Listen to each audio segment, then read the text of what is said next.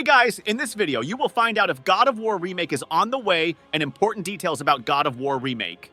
With the release of God of War Ragnarok Valhalla, many fans are considering that remakes of the franchise's classic games are almost a reality and can already be done at this very moment, as the Valhalla DLC gave a series of spoilers with memories of Kratos in his Greek past. Anyone who has played or watched any gameplay knows what I'm talking about. Stay with me until the end of this video, take the opportunity to leave your like and subscribe to strengthen the channel, and without further ado, let's get to the video.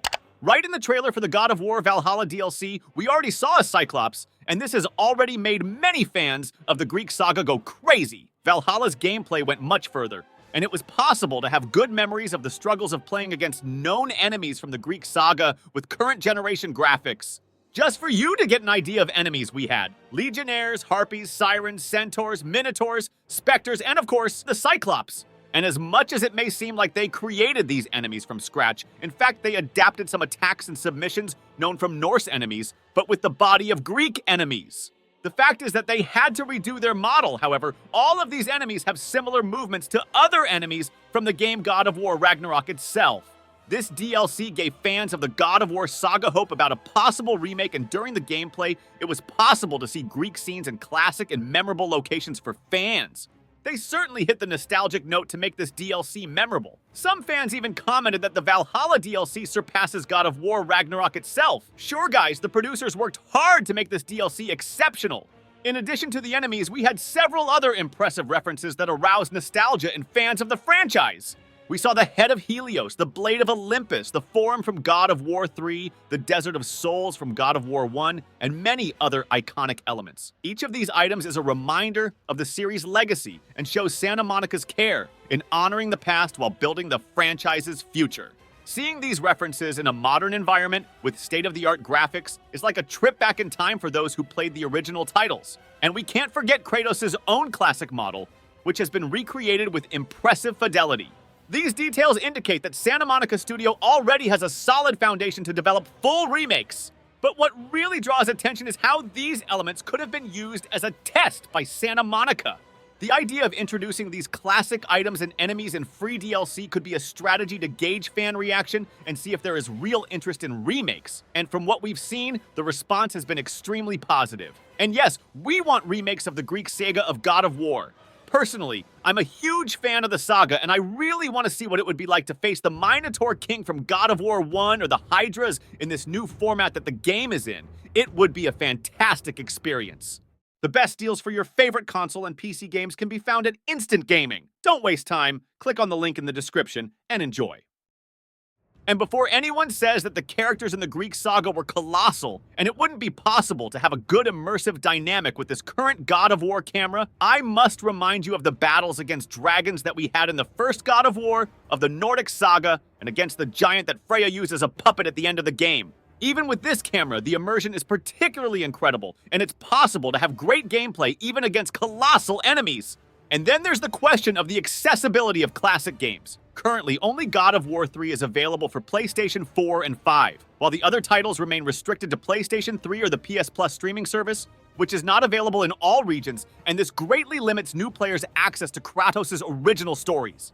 A remake, especially with today's technology, could reintroduce these classics to a new generation of gamers. Imagine playing God of War 1 and 2 with state-of-the-art graphics and modernized gameplay, but maintaining the essence of the original games. Not to mention that this could include significant improvements, such as 60 FPS support and 4K resolution, which would transform the gaming experience. Another interesting point is the possibility of a remake of PSP games such as Ghost of Sparta and Chains of Olympus. These titles are fundamental to Kratos' story, especially in relation to his brother Deimos, and deserve to be revisited. A collection of these games, remastered or even reimagined, would be a valuable addition to any fan's collection. In short, Santa Monica Studio has all the tools and foundation needed to create remakes that not only modernize the classics, but also maintain the franchise's legacy. Now it's up to them to listen to the community and decide the next step. If Santa Monica Studio decides to do a remake, I really hope they keep the essential elements of the classic games, including the controversial minigames. These minigames, where Kratos interacts with female characters in a suggestive way, are a reflection of the era in which the games were released and are part of the culture and mythology of ancient Greece.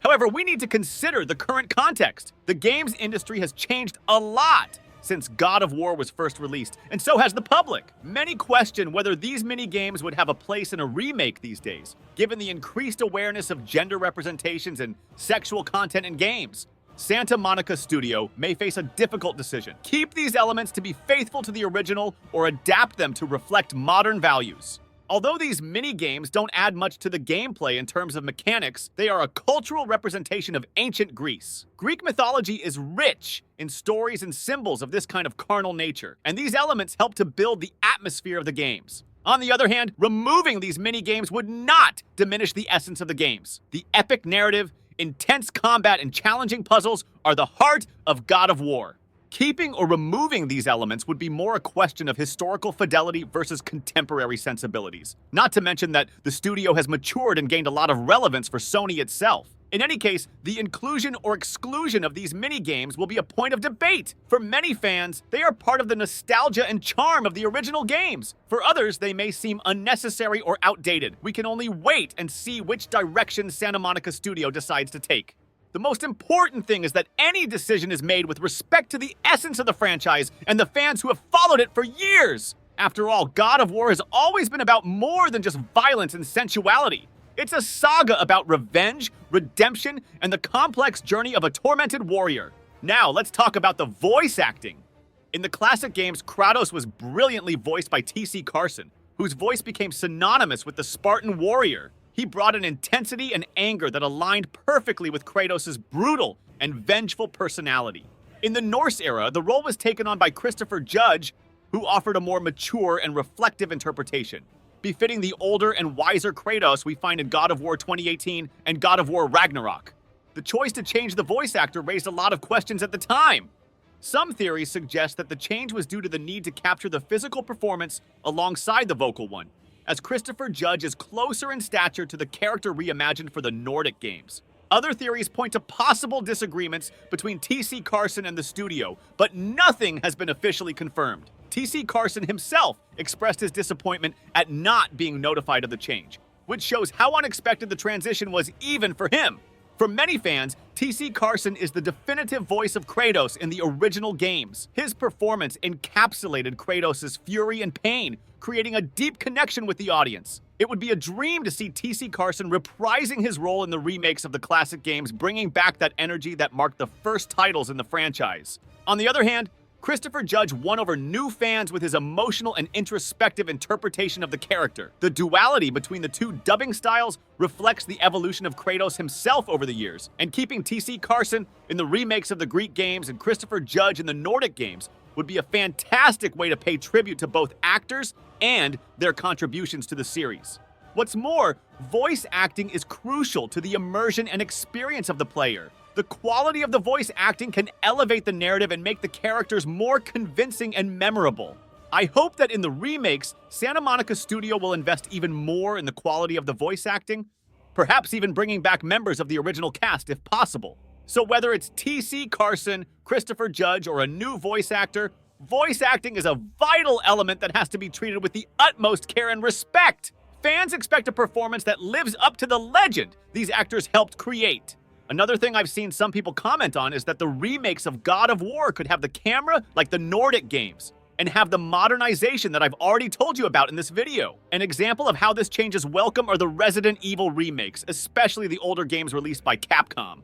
Capcom showed a great example of how to restore a game acclaimed by the public and make it even better with today's graphics and technology, especially in Resident Evil 2 and 3.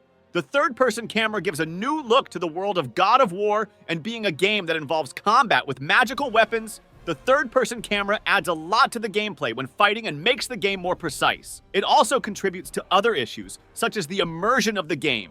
Perhaps some fans might not agree with the idea. In the case of God of War, being originally a hack and slash, the isometric camera gameplay is already very precise, and many might not want this change.